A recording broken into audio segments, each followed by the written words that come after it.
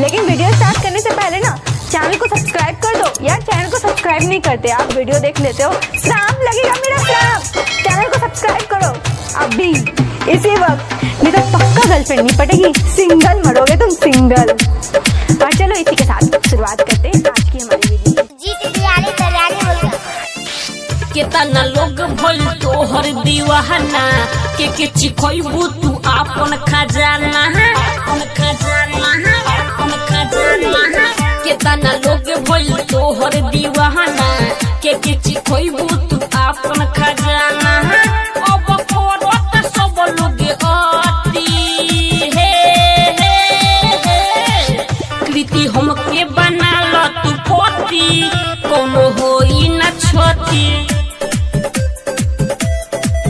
कृति हमके बना ल तू पति, कोनो होई न छती।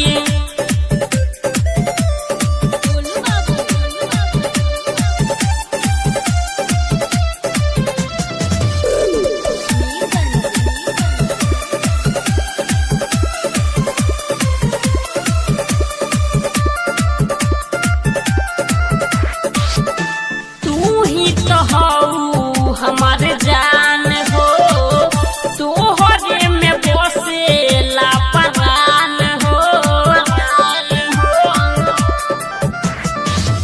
गोतिया तू मानो हेने आवो हो, दिलवा के लाला सा पुरावो हो।